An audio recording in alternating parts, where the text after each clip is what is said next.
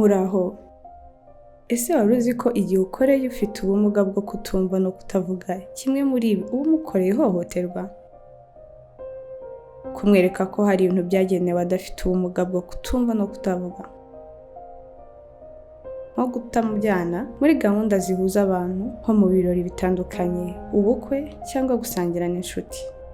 Kugoreka ibyabaye igihe urimo gutanga amakuru habaye ikintu runaka cyatumye ahamagara polisi cyangwa izindi nzego z'umutekano zatabaye,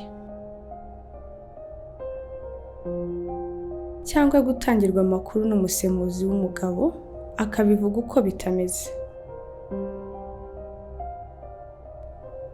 Kubakorera ihohoterwa rishingiye ku mutungo nko kubabuza amahirwe yo kubona akazi kuko wabavuzeho ibintu bibi,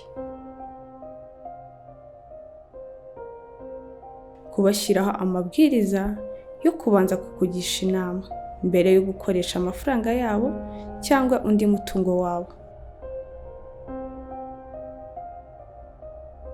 Twese hamwe dufatanye gukumira no kwamagana ihohoterwa rikorerwa abafite ubumuga bwo kutumva no kutavuga. Umuntu wese nabona uwahohotewe ufite ubumuga bwo kutumva no kutavuga ni ukwihutira guhamagara urwego rw'ubugenzacyaha RIB, polisi y'igihugu.